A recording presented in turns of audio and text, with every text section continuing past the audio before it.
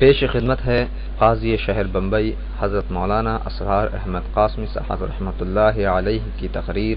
بعنوان ماہ رمضان کا آخری عشرہ، تیار کردہ شمس تبریز اسرار احمد، ای میل stabriz13@gmail.com۔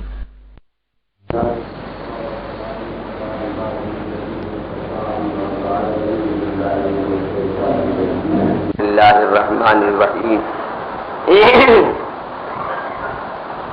شہر رمضان الذی انزل فیہ القرآن ھدی للناس وبینات من الھدی والفرقان۔ بزرگان کرام، رمضان شریف کے اس ماہ مقدس میں 3 عشرے بیان کیے گئے ہیں۔ پہلا عشرہ جو تھا اسے رحمت والا قرار دیا گیا ہے، دوسرا عشرہ جو تھا وہ مغفرت والا قرار دیا گیا ہے، اور یہ تیسرا جو عشرہ ہے اس میں نجات ملتی ہے جہنم سے، جہنم کے انگاروں سے، جہنم کی آگ سے۔ یہ تینوں کے تینوں عشرے جو ہیں دراصل عبادت کا مغز ہیں، اور یوں سمجھ لیجیے کہ یہ ماہ مقدس جب آتا ہے تو عبادت کا ایک موسم آ جاتا ہے، دن میں بھی اور رات میں بھی اللہ کی یاد، اور یوں سمجھ لیجیے صبح و مساء پروردگار عالم سے آوازاری کرنا، گریہ کرنا، مانگنا، اور اگر خدا نخواستہ مانگنے کا بھی اتفاق نہ ہوا تو اتنا تو ضرور ہی ہوتا ہے کہ آدمی روزہ رکھتا ہے، روزے کی بھاگ دوڑ میں لگتا ہے، رات کو تراویح کا اہتمام کیا جاتا ہے، تو ایسے بہت سی عبادتوں کا یہ مجموعہ بن جاتا ہے۔ تو اس ماہ مقدس کے یہ 3 عشرے ہیں، رحمت والا بھی گزر گیا، مغفرت والا بھی گزر گیا، اب یہ نجات ہے۔ یعنی مقصد یہ ہے کہ اس عشرے میں جو مانگنا ہے مانگ لو، اور زندگی کا کوئی بھروسہ نہیں کہ آئندہ یہ رمضان ملنے والے ہیں یا نہیں۔ بھئی بہتا ہوا دریا ہے، جس کو ہاتھ دھونا ہے دھو لو، جس کو مانگنا ہے مانگ لو۔ خدا کی رحمتیں بلائے لینے کے لیے تیار ہے، اس کی رحمت ہر آن، ہر لمحہ، ہر وقت، ہر سیکنڈ اور ہر منٹ میں بارش کی طرح برس رہی ہے۔ جس کو بھی فیض حاصل کرنا ہے وہ محروم نہ رہے، کوئی بدنصیب سے بدنصیب، شقی ابن شقی، کوئی کیسا بھی کیوں نہ ہو، جس کو بھی حاصل کرنا ہو اس فیض کے دریا سے اپنی گود کو بھر لے۔ تو پروردگار عالم نے اس آخری عشرے کے اندر نجات فرمائی ہے۔ نجات حاصل کرنے کے لیے آپ مسلسل جد و جہد اور کوشش کرتے چلے گئے۔ گزشتہ جمعے کو آپ کو یاد ہوگا میں نے مغفرت کے اوپر آپ کے سامنے یقینی طور پر بہت سی حدیثیں سنائی تھی، اور اس کے ساتھ ساتھ یہ بتایا تھا کہ بھائی اس عشرے کے اندر زیادہ سے زیادہ خداوند قدوس سے مغفرت طلب کرو، اور اس کے ساتھ ساتھ یہ بھی بتا دیا تھا کہ دیکھیے 20 تاریخ سے اعتکاف، جن حضرات کو بیٹھنا ہو وہ اعتکاف میں بیٹھ جائیں۔ چنانچہ بہت سے اللہ کے بندے اعتکاف کے اندر بیٹھ چکے ہیں، اعتکاف کے مسائل بھی سنا دیے گئے تھے۔ پھر 2 چیزیں باقی رہ گئی تھی رمضان شریف سے متعلق، ایک صدقہ فطر کا مسئلہ اور ایک لیلۃ القدر کی فضیلت۔ تو لیلۃ القدر کی فضیلت تو 26ویں، جب 26واں روزہ ہوگا اور 27ویں شب آئے گی انشاءاللہ تفسیر کے درس میں وہ بیان کر دی جائے گی۔ صدقہ فطر کا مسئلہ ہر برس آپ کو سمجھا دیا جاتا ہے، مختصر اتنی سی بات ہی سمجھ لو کہ صدقہ فطر جو ہے فی آدمی 2 کلو کے حساب سے احتیاط کے طور پر نکال دیا جائے۔ 2 کلو کا زیادہ سے زیادہ 5 روپیہ بیٹھتا ہے فی نفر،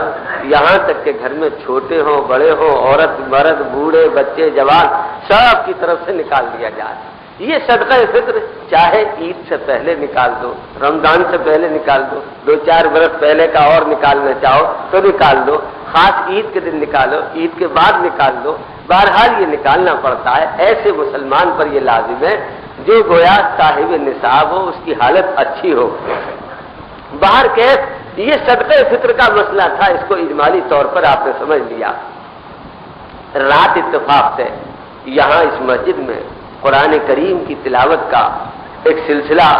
اتفاق سے مصری قراء جو اس وقت ہندوستان میں آئے ہوئے ہیں انہی حضرات میں سے ایک شیخ عبدالحلیم صاحب تشریف لائے تھے، اور انہوں نے قرآن کریم کی تلاوت فرمائی تھی۔ یقیناً دل لرزنے لگا اور رواں رواں خوش ہو گیا تھا۔ ایسی صورت کے اندر میں نے یہ بہتر سمجھا کہ آج کے دن آپ کو یہ بتا دوں کہ قرآن کریم کے پڑھنے کے سننے کے فضائل کیا ہے۔ ہزاروں منافع، ہزاروں فائدے ایسے ہیں کہ میری اور آپ کی نگاہوں سے اوجھل ہیں، اس لیے ان کی طرف میں اور آپ نہیں دوڑتے۔ ظاہری طور پر یا دنیاوی طور پر جو نفع ٹوٹا سامنے آتا اس کی طرف میں اور آپ دوڑتے ہوئے نظر آتے اور یہ کوشش کرتے کہ جس طرح بھی ہو سکے دنیا جو ہے وہ حاصل کر لیے جائیں۔ اس کے آگے کیا ہونے والا ہے یا کیا نہیں ہوگا اس کی طرف میں اور آپ کبھی بھی توجہ نہیں دیا کرتے۔ چنانچہ عموماً یہ دیکھا گیا ہے اگر کوئی آ کر یہ کہہ دے کہ میاں تم سڑک کے اوپر 5 گھنٹے کھڑے رہنا، تو بھائی کیوں؟ کہ 500 روپے تمہیں ملیں گے۔ تو واقعہ یہ ہے کہ 5 گھنٹے نہیں 5 دن تک میں کھڑا رہوں گا 500 روپے کے لیے۔ لیکن اگر خدا نخواستہ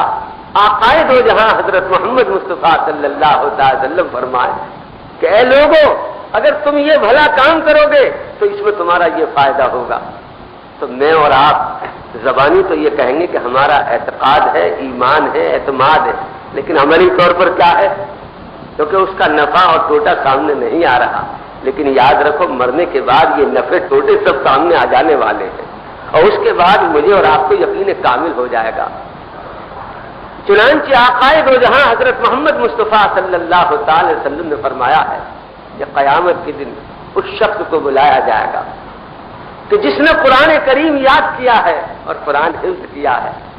اور اس کو بلا کر کہا جائے گا کہ دیکھ تو پڑھتا چلا جا اور چڑھتا چلا جا، جس قدر تو پڑھے گا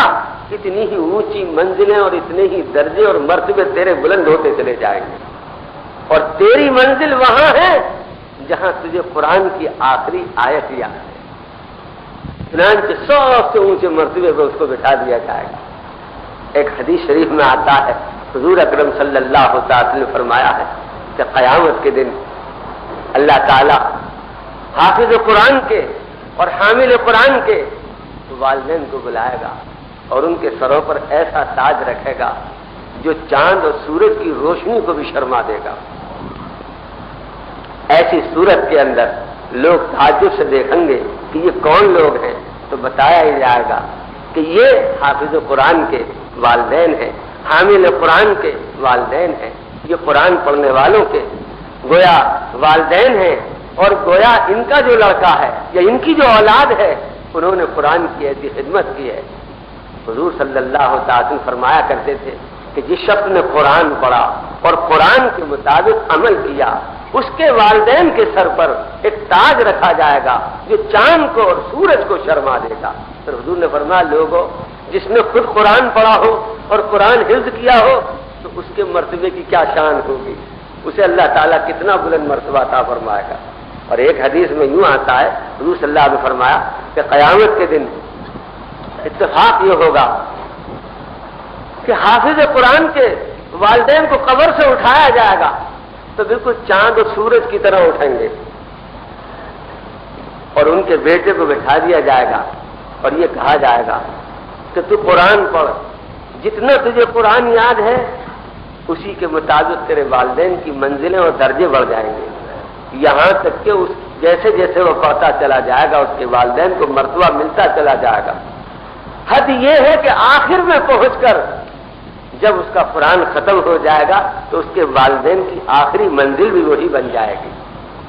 تو آپ غور کیجئے کہ یہ فائدے اور یہ منافع نہ میں نے دیکھے ہیں نہ آپ نے دیکھے ہیں، اس لیے میں اور آپ یہ سوچتے ہیں کہ میاں یہ باتیں کیا صحیح ہیں یا غلط ہیں، یہ ایسا ہو بھی سکتا ہے یا نہیں ہو سکتا۔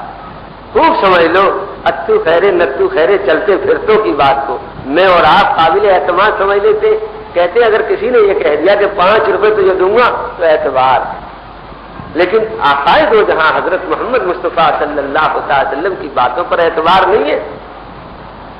حدیث پاک میں ارشاد ہے حضور اکرم صلی اللہ علیہ وسلم فرمایا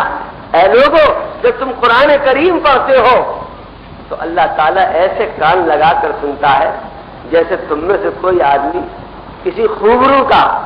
اور کسی اچھے مغنی گانے والے کا گانا کان لگا کر سنتا ہے، ایسے اللہ تعالیٰ تمہاری طرف اپنے کانوں کو لگا دیتا ہے۔ آپ نے دیکھا ہو کہ کبھی کسی بڑے آدمی کے پاس جاؤ، کسی سیٹھ صاحب کے پاس جاؤ اور اس سے جا کر یوں کہو کہ بھائی صاحب ذرا میری بات سننا، کہاں ہاں سننے ہوں تمہاری سننا، یعنی کیا تمہاری کوئی حیثیت نہیں ہے، توجہ میری دوسری طرف ہے۔ اب آپ بات کہہ چکے، کسا سمجھے، اچھا دوبارہ پھر کہو، پھر آپ نے کہا ارے بھائی میری سننا، یعنی وہ توجہ نہیں کرتا ہے 1.5 پیسے کا آدمی۔ اللہ رب العزت جو کائنات کا مالک ہے، ہر چیز کا، مشرق کا، مغرب کا، شمال کا، جنوب کا، تخت، سلطنت، حکومت، تاج، ہر چیز اسی کے دست قدرت کے اندر ہے۔ وہ تو عز منتشا، وہ تو ذل منتشا، جس کو چاہے جیسا مٹا کر رکھ دے۔ اتنا بڑا احکم الحاکمین، اور وہ یہ کہتا ہے کہ اگر کوئی میری توجہ چاہتا ہو تو ذرا قرآن پڑھنا شروع کرے، تو میں اس کی طرف کو کان لگا کر اور دھیان لگا کر سننے لگتا۔ اور جس کی طرف خدا نے دھیان لگا لیے، سچ بتائیے اس کا بیڑا پار نہیں ہوگا کیا؟ یقین اس کا بیڑا پار ہو جائے گا۔ حضور اکرم صلی اللہ تعالی وسلم نے اسی لیے فرمایا ہے کہ اے لوگوں، حضور اکرم صلی اللہ تعالی وسلم نے اس طرح سے فرمایا کہ اگر کوئی شخص قرآن کریم کی تلاوت میں لگا رہا اور اتفاق سے لوگوں سے مانگ نہ سکا، اتفاق سے اللہ تعالیٰ سے کوئی دعا مانگ نہ سکا، قرآن کریم کی تلاوت میں لگا رہا اور اللہ سے کوئی دعا نہ مانگ سکا، کچھ اپنا مطلب، اپنی غرض پیش نہ کر سکا، تو حضور صلی اللہ تعالی فرمایا کہ اللہ تعالیٰ اس کے نہ مانگنے پر کہ وہ تلاوت میں لگا رہا اتنا دے دیں گے اور ایسا دے دیں گے کہ اس کے وہم و گمان اور خواب و خیال میں رہے گا، اس کو ایسا مل جائے گا، صرف اس لیے کہ اس نے قرآن کریم کی تلاوت کی۔ حضور اکرم صلی اللہ علیہ وسلم فرمایا قیامت کے دن 3 آدمی ہوں گے ایسے جنہیں نہ قیامت کا خوف ہوگا، نہ محشر کا ڈر ہوگا، نہ میزان کا، نہ حساب و کتاب کا کسی قسم کا خیال آئے گا۔ اور وہ ملک کے دلوں پر چل کر دور سے صحابہ نے سوال کیا کہ یا رسول اللہ وہ 3 آدمی کون ہوں گے؟ اے اللہ کے رسول وہ 3 آدمی کون ہوں گے اور ان کی کیا حیثیت ہوگی؟ تو آئے فرمان میں ایک تو وہ شخص جس نے پڑھا اور پھر لوگوں کی عمارت کی اور جماعت پڑھائی ان کو اور لوگوں نے کہیں ایمان کا بوالی بن جاتے دردی ہماری نظر کر رہے کیا بات ہے؟ بہت بڑے ہوگا نہیں، ایمان وہ ہے جو لوگوں کے دلوں میراثوں مزدور اور مزدور ہوتا ہے۔ کہیں کبھی ایسے بھی ایمان ہوتے جو بوال بدلے لوگوں سے درمیان کی تفصیل کا پارٹی بھائی کو جماعت بننے شروع ہو لڑائی میں جھگڑے ہو گئے، اس لیے حضور اکرم صلی اللہ علیہ وسلم کہ ایسا لوگ اس نے قرآن کریم پڑھا، اس کو حاصل کیا، اپنی مسلمانوں کی محبت سے ملتا ہو اور ساتھ ہی ساتھ مسلمان اس کی محبت سے خدا کو سیکھے ہے اور کسی کا لگائے تو وہ کوئی قدرت نہیں رہتا اس کی محبت پر قیامت کے دن اللہ تعالیٰ فرمایا کہ اس طرح سے دونوں لوگ سارے سوال کے خلاف جب دوسرا کون آدمی تو حضور نے فرمایا دوسرا بہت نہیں تو آرام ہوتا ہے مگر کوئی مدد نہیں دیتا ہے۔ اور یہاں سے یہ اطلاع ہے کہ اگر حضور کی پرواہ نہیں ہوتا ہے تو گاندیا اور پروگرام کو اس طرح کر دیتے، تو میں آپ کو بتا رہا ہوں کہ ایسے لوگوں کے لیے کتاب کرنا اس موضوع میں ضروری حال ہے۔ حدیث کے ساتھ ہوتا ہے کہ صحیح اللہ کی آواز جہاں تک جاتی ہے بھگوان کی ہو جاتی ہے دریا اور ابران کی ہوتی ہے اور آگے چل جاتے ہیں۔ قیامت کے دن بہت اس طرح صحیح نہ ہوگا اور سب سے بلند نظر آئے گا تو اس نے اللہ کے نام کو بلند کیا، بڑے اللہ کے نام کو بلند کیا، بڑے بڑے قادرین اور جو وہ اعلان ہونے پر فخر کیا کرتے تھے کہ کبھی دور کے اندر مسلمان نے سمجھا تھا کہ اذان پڑھے پانی کا تعلق نماز پڑھنا ملا منظور اور تعلق نہیں، پیدائش کے طور پر مسلمان ملا جاتی ہے۔ جب پیدا ہوتا ہے جب کیا ایک سال کے اندر اذان اور دوسرے مزدور کیسی آتی جب سب سے پہلے پانی بنایا جاتا اور اس کے بعد اس کے بعد سے کہیں اس کا عقیدہ اور رچنا کا نام آتا ہے. ہر مسلمان سے پہلے بولے بنایا تھا اور اگر مجھے بن رہتا ہے اور تھوڑی دیر کے لیے سوچنے کے بعد اور آخر میں ہوتے ہیں جب مر جاتا ہے تو بغیر نماز کو اس کو قبول نہیں ہو جاتا. تو پوری زندگی مسلمان منتظم ہو جاتی ہے اس کام کو اس دیش کو اس عمل کو میرے آپ اپنے لیے معلوم سمجھتے ہیں. خدا کی قسم وہ پوری تاریخ مسلمانی کے اندر مرغوب کام ہے. اکبر بادشاہ ملحد ہونے سے پہلے اور دہریہ بننے سے پہلے خود اذان پڑھا کرتا تھا, مسجد میں جھاڑو مارا کرتا تھا, کوڑا اور کرکٹ اٹھا کر پھینکا کرتا تھا. حدیث پاک میں ارشاد حضور صلی اللہ علیہ وسلم فرمایا کہ قیامت کے دن جو کوڑا کیسے ممکن ہے کہ صرف سنگیت کی بات چلے اور اس سنگیتکار کے نام تک نہ پہنچے جس کا ہاتھ لگتے ہی سروں میں چراغ روشن. عمل کے اندر ترازو کے اندر ایک پلڑے میں وہ کچرا بھی رکھ دیا جائے گا اور مسجد میں جو جھاڑو لگائی ہے اللہ تعالیٰ اس کی برکت سے اس کی مغفرت.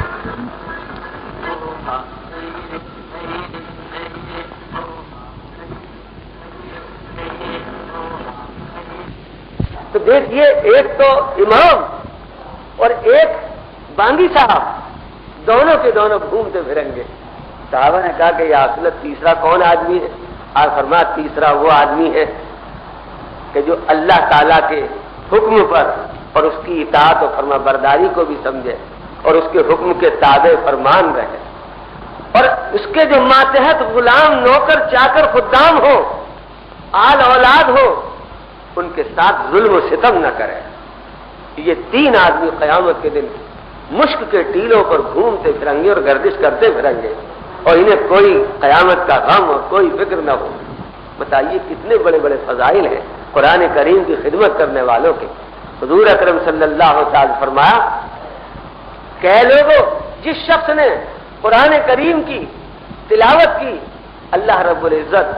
کبھی اسے اس کی نعمتوں سے محروم نہ فرمائے گا اور ہمیشہ اللہ تعالیٰ اپنی نعمتیں نازل فرماتا رہے گا. پھر علماء نے مختلف صورتوں کے مختلف فضائل بیان کیے ہیں علیحدہ علیحدہ. روایتوں میں آتا ہے کہ قیامت کے دن دو صورتیں ایسی ہوں گی جنہیں حضور نے فرمایا کہ وہ ظاہروتین ہیں.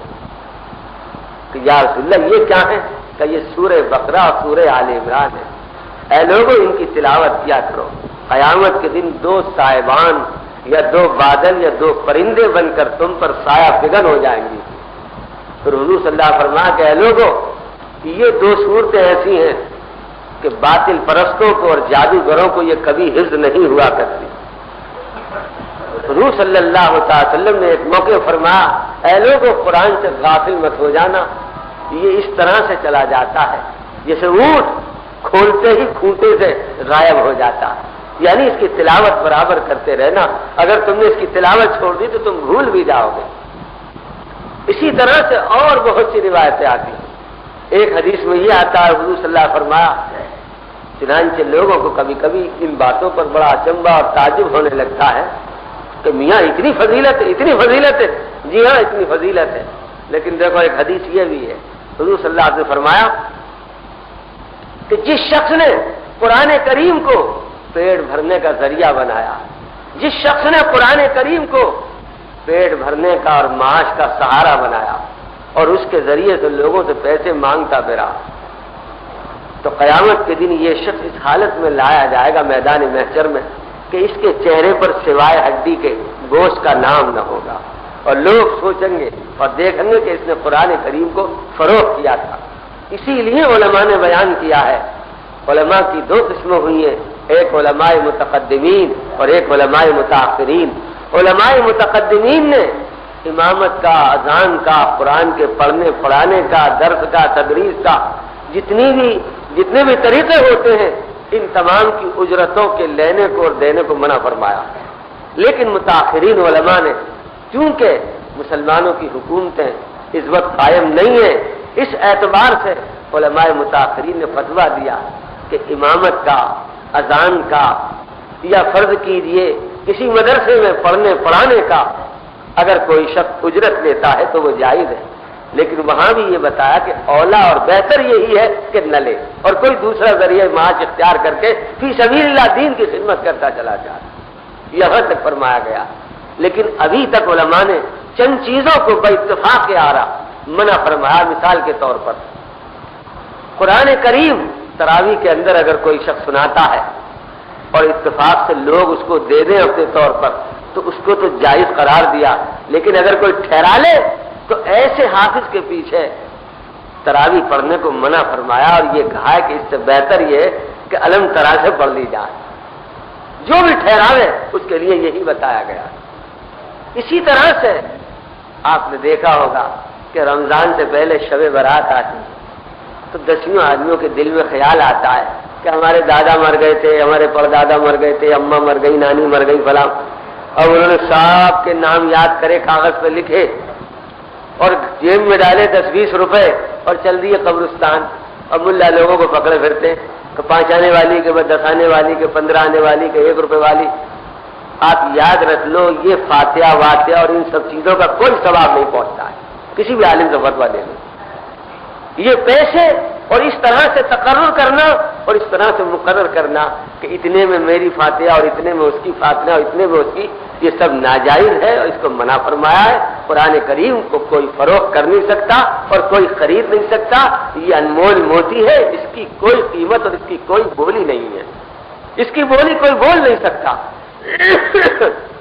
تو اس لیے اس قسم سے فروخت کرنا اور یہ کرنا حضور شرع یہ جائز نہیں ہے، چاہے وہ میں بیچ کر کھاتا ہوں یا کوئی اور بیچ کر کھاتا، مسئلہ یہی ہے جو آپ کے سامنے میں بتا رہا ہوں۔ تو گویا حضور صلی اللہ علیہ وسلم نے اس سلسلے میں بھی منع فرمایا ہے۔ قرآن کریم کی تقریباً صورتوں کے علیحدہ علیحدہ جب حضور صلی اللہ علیہ وسلم نے فضائل اور محامد اور محاسن فرمائے تو اس طرح سے کہا، اے لوگوں قرآن کریم کے اندر سب سے زیادہ جو باعظمت صورت ہے اور سب سے زیادہ عظمت والی ہے، اے لوگوں جانتے ہو وہ کون سی ہے؟ فرمایا وہ سورہ قل هو اللہ احد اللہ الصمد لم یلد ولم یولد ولم یکن له کفوا احد ہے۔ ایک موقع پر صحابہ نے کہا کہ یا رسول اللہ یہ تو معلوم ہو گیا کہ قل هو اللہ تمام صورتوں میں افضل ہے، عظمت والی ہے، لیکن قرآن کی تمام آیتوں میں کون سی آیت باعظمت ہے؟ حضور نے فرمایا آیت الکرسی تمام قرآن کی آیتوں میں سب سے زیادہ عظمت والی آیت ہے۔ پھر صحابہ نے عرض کیا کہ یا رسول اللہ یہ تو بتا دیجئے کہ سب سے زیادہ برکت والی کون سی آیت ہے؟ دیکھو اس حدیث کو یاد کر لو، حضور صلی اللہ علیہ وسلم سے سوال کیا گیا کہ یا رسول اللہ یہ بتائیے قرآن شریف کی صورتوں میں سب سے زیادہ باعظمت کون سی صورت ہے؟ فرمایا قل هو اللہ۔ پھر سوال کیا گیا کہ یا رسول اللہ صورتوں کے علاوہ قرآن شریف کی آیتوں میں سب سے زیادہ باعظمت کون سی آیت ہے؟ فرمایا گیا آیت الکرسی، اللہ لا الہ الا هو الحی القیوم لا تأخذہ سنۃ ولا نوم۔ اس کو یاد کر لیں، دنیا کے حساب اور دنیا کے چوپڑے اور دنیا کے اخبار اور خبریں یاد کرے پھرتے ہو، تھوڑا بہت قرآن بھی یاد کر لو۔ آقائے دو جہاں حضرت محمد مصطفیٰ صلی اللہ علیہ وسلم نے فرمایا ہے کہ وہ دل خانہ خراب ہے جس میں قرآن کریم نہ ہو، جس میں ایک حرف بھی نہیں، جس میں ایک سورت بھی نہیں۔ حضور نے فرمایا وہ ویرانہ گھر ہے، جیسے کوئی تباہ شدہ برباد ملبہ پڑا ہو اور تباہ ہو گیا ہو، تباہ شدہ کوئی ویرانہ گھر پڑا ہو، ایسے وہ دل بتایا گیا جس کے اندر قرآن کریم مطلق نہیں، قرآن کریم کا کوئی لفظ ہی نہیں، کوئی سورت ہی یاد نہیں کرتے۔ تو اس لیے عرض یہ کر رہا ہوں کم سے کم آیت الکرسی ہی یاد کر لو، یہ بہت بڑی نہیں ہے۔ قرآن شریف کے تیسرے سپارے میں شروع ہوتی ہے اللہ لا الہ الا هو الحی القیوم لا تأخذہ سنۃ ولا نوم لہ ما فی السماوات وما فی الارض من ذا الذی یشفع عنده الا باذنہ یعلم ما بین ایدیہم وما خلفہم ولا یحیطون بشیء من علمہ الا بما شاء وسع کرسیہ السماوات والارض ولا یؤودہ حفظہما وهو العلی العظیم۔ بتائیے کوئی لمبی چوڑی چیز ہے؟ ویسے چلتے پھرتے یاد کر سکتے ہو اگر یاد کرنا چاہو۔ تو حضور نے فرمایا کہ دیکھو سب سے بڑی سب سے عظمت والی جس کی سب سے زیادہ بڑائی اللہ کے نزدیک ہے، اور اس کے بعد حضور نے فرمایا اس آیتوں کے اندر سب سے زیادہ عظمت والی جو آیت ہے آپ نے فرمایا تو وہ آیت ہے۔ اب صحابہ نے کہا سب سے زیادہ برکت والی صورت کون سی ہے؟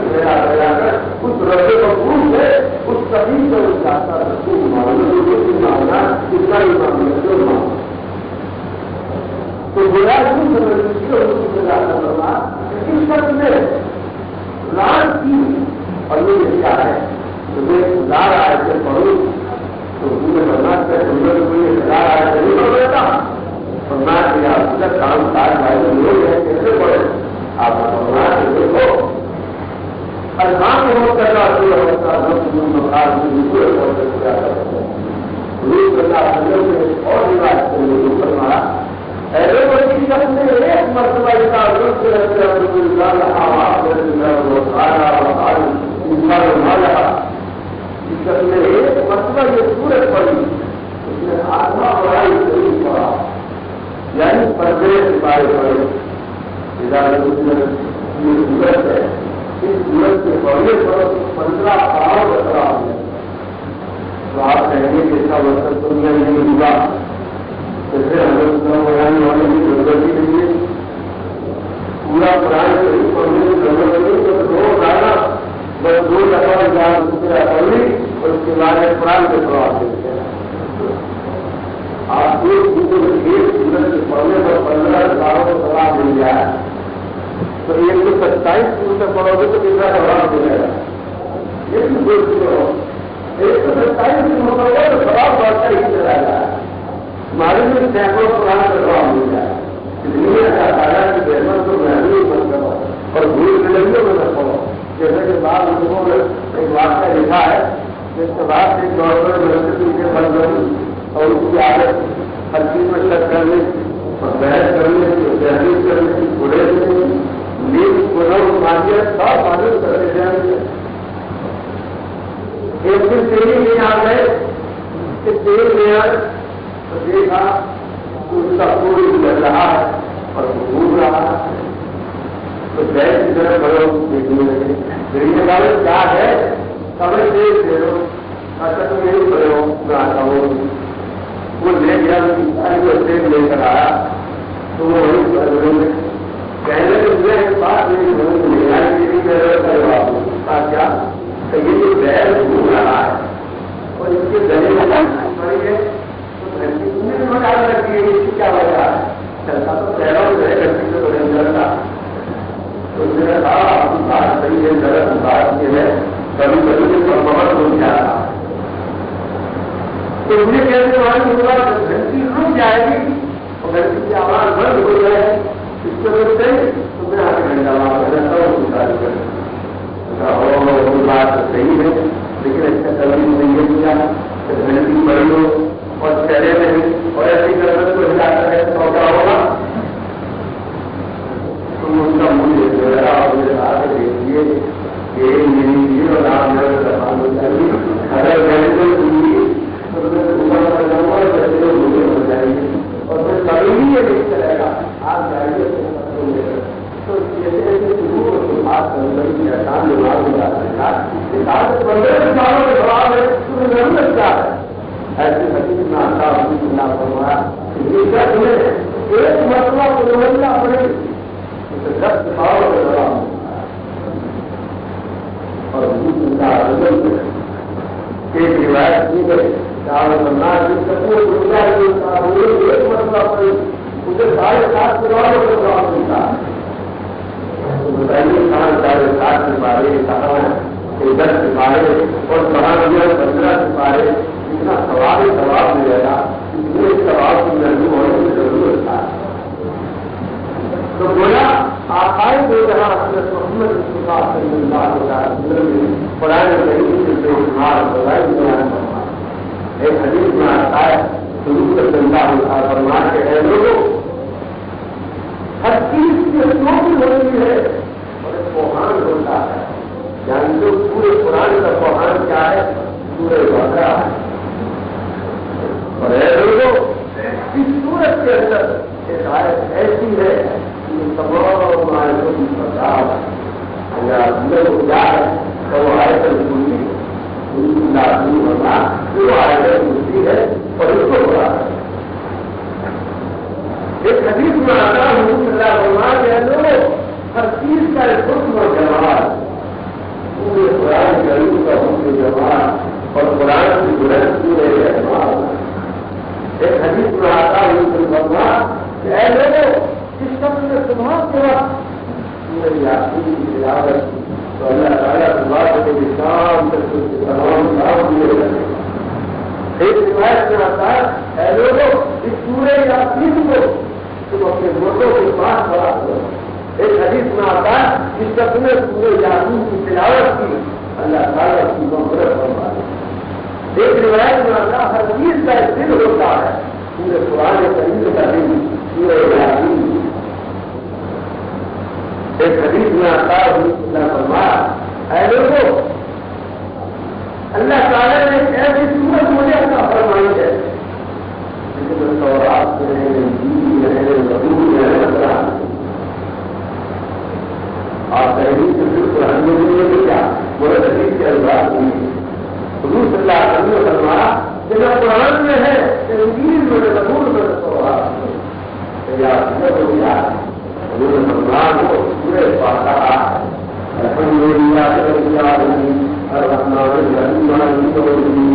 آپ ہم روزانہ ہی پڑھتے رہتے کہ یہاں پڑھتے رہے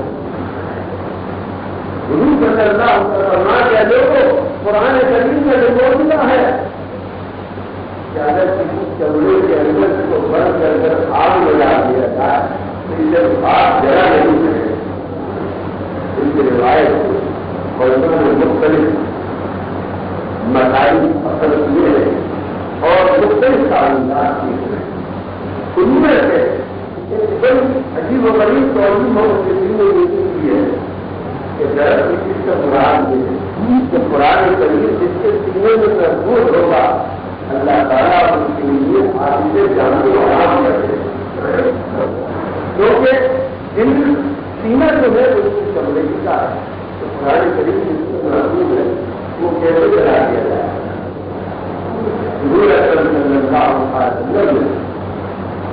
اس طرح سے فرمایا کہ صحابہ کرام ان تمام چیزوں کو سن کر حیران ہوتے تھے کہ آپ قرآن کریم اللہ تعالیٰ نے کسی بڑی چیز کا نعمت قرآن کی عادت بتائی ایک حدیث میں آتا حضور صلی اللہ علیہ وسلم ایسے لوگ جس نے قرآن کو یاد کر لیا اس نے علم نبوت کو حاصل کر لیا اور اے لوگوں اگر تم لوگ قرآن حافظ ہو قاری ہو مولوی ہو تو ہمیشہ یاد کرے ہمیشہ اس بات کا دھیان رکھے کہ غصہ کرنے والے کے ساتھ غصہ نہ کرے اور جاہل کے ساتھ کبھی جہالت کے ساتھ میں اچھے نہیں. اگر تم نے کوئی ایسا کرتا ہے تو اسے سوچنا چاہیے کہ قرآن اس دنیا میں محفوظ ہے ایسا نہ ہو ایسا نہ کرے. بتائیے کتنے بڑے مقامات ہیں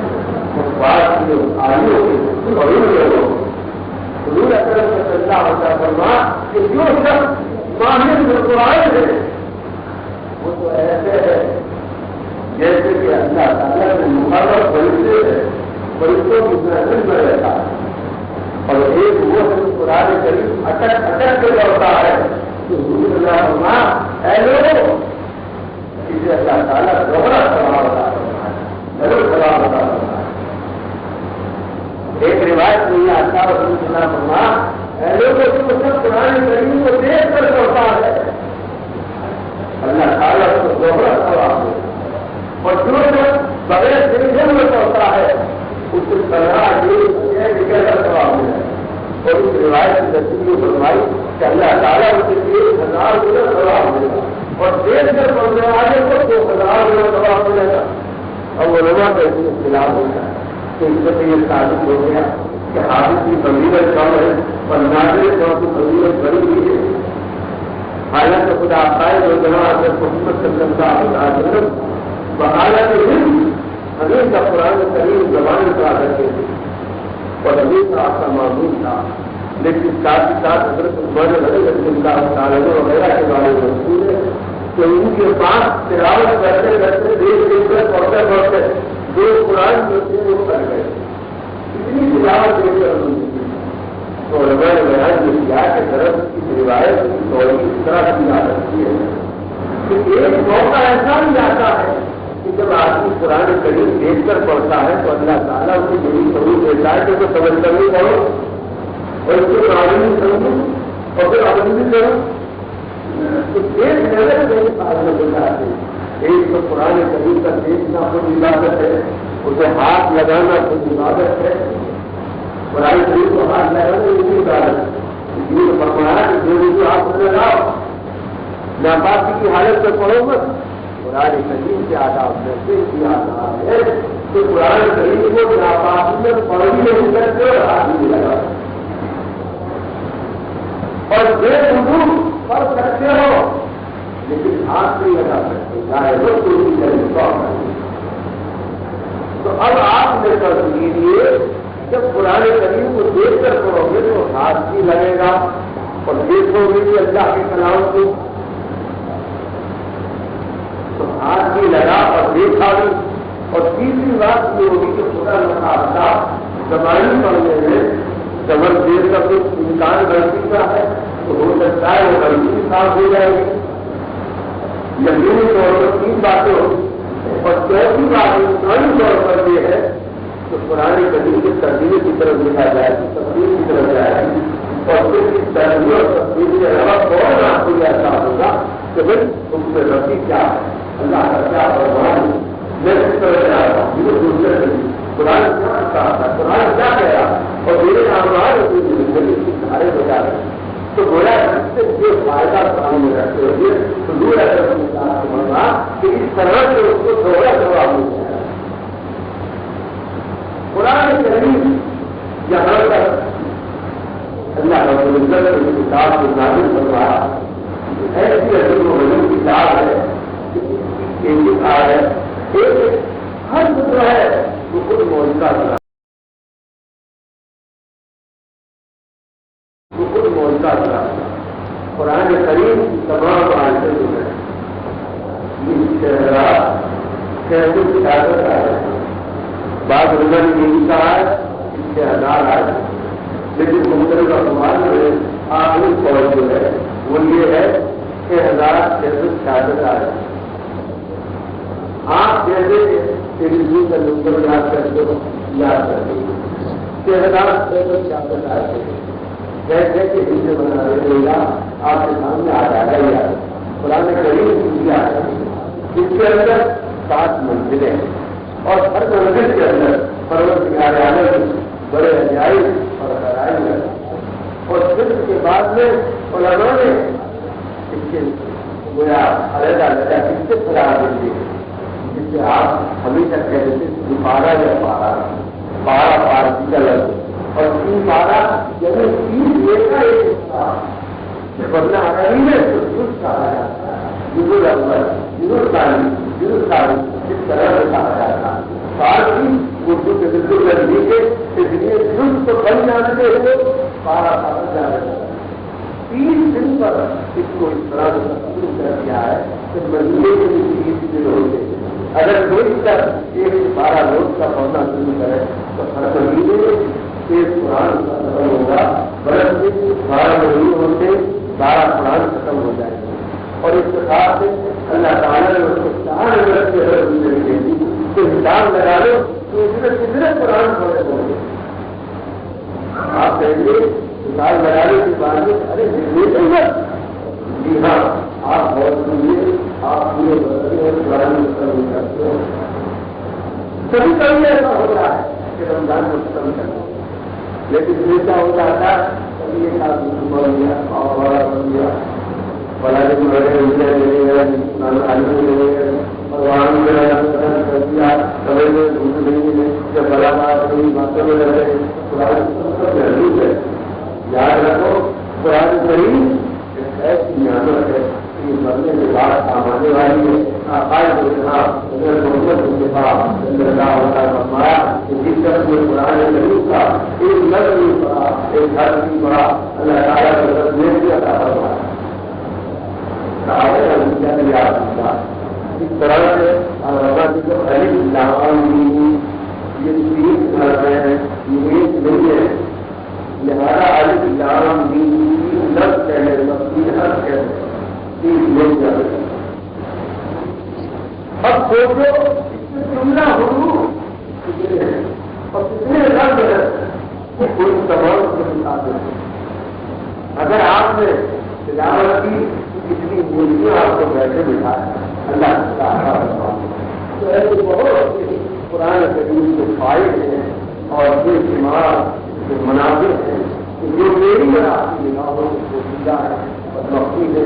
خدا نہ خواستہ اللہ تعالیٰ کو آپ کو آنکھیں عطا فرما دے تو یقینی طور پر یہ تمام جذبے اور یہ تمام ناجائیاں قرآن کریم کی میرے آپ کو اور والا تیرے جوہر کا تماشا دیکھے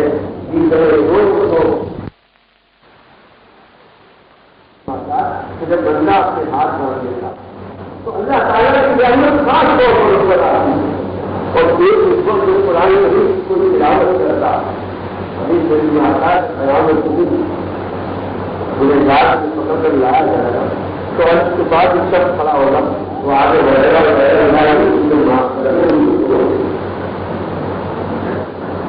استعمال سے گنہگار کہے گا کہ بھائی تو اور ہے میرے ساتھ میں استعمال کیوں لگا، جائے مجھے بھی پہچان کر دوں پڑھائی نہیں پڑھا رہتا بتایا آپ بہت چیزیں کیسے کیسے فائدے کی چیز ہے کہاں سے معاملے میں لگے کہاں سے دیکھو غریب جو ہے مجبور ہے ہزار بار پوری کائنات کا اور پوری یہ سمجھنی ہے اللہ تعالیٰ کے زہر کا برف کا خشک کا سر کا یہ مجموعہ پروردگار عالم میں نازل فرمایا ایسی محنت ہوتی کہاں تم دنیا بھر کی بھوج رہنے لگتے ہو کہ رمضان شریف کا مہینہ ہے اس میں بھی تمہارے گھروں میں یہ نیرن اور یہ تمام گندگیاں اور ہلاکتیں چلتی رہتی ہیں اور جو گندگی چلے آ رہی ہے قرآن کریم جو بہا اللہ نعمت کا فرمائی اسی طرح سے روایت میں آتا ہے کہ اتفاق سے حضرت ابو ہریرہ رضی اللہ تعالیٰ عنہ کو فرما دیا تھا کہ تم دیکھو کہ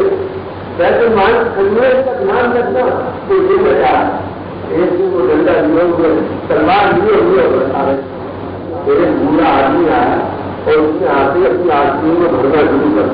دی یہ دوڑے ہوئے جا کے تو پکڑ لیا کیا کرتا ہے آئے گا میری بال بچی بہت ہے میں وہاں بھی جاتا ہوں مجھے دے دو تیرے بات کی ہے دے دو حضور صلی اللہ علیہ وسلم کو کیا جواب دے دیا ہم زبردستی اس کے اسکول میں ضرورت آئی اور کہا دے آئے کا مرحلہ اگر میرے ہاتھ کروا لو صبح ہوئی تو حضور صلی اللہ علیہ وسلم کی سنت لاگو ہو رہا ہے اور جا کر کھا گیا پوجا ایسا تو بات ہے سمجھا آگے بھگوان ہے ابھی ہریرہ کو کہا کہہ گیا تو میرے ساتھ جب والد مطالب کو آپ نے فرما ان سے چاہتا تو دیکھا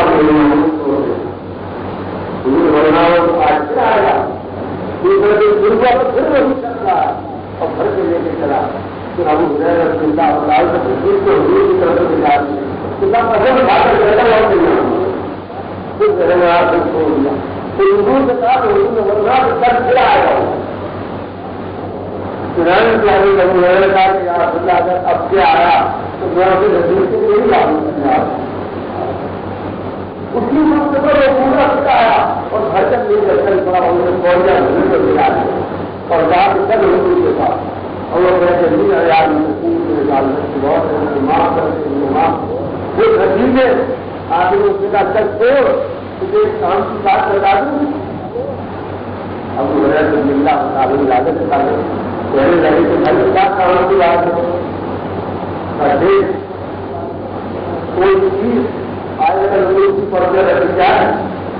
تو چوری نہیں کر سکتا شیطان اس میں ہاتھ نہیں لگا سکتا یہ بات میں سچ کی کہہ رہا ہوں کہ یاد کریں اور مجھے چھوڑ دے تو بابو حضور کے ساتھ ہے آخر خدا فرمایا کہ ابو ہریرہ آتے وہ ڈھونڈا بات کرتی ہے یا لوگ بہت کا کام شیطان تھا لیکن یہ حقیقت ہے کہ آپ کو کوئی بھی تو شیطان سے ڈرا نہیں سکتا اور نہ ان کو ہاتھ لگا سکتا باہر سے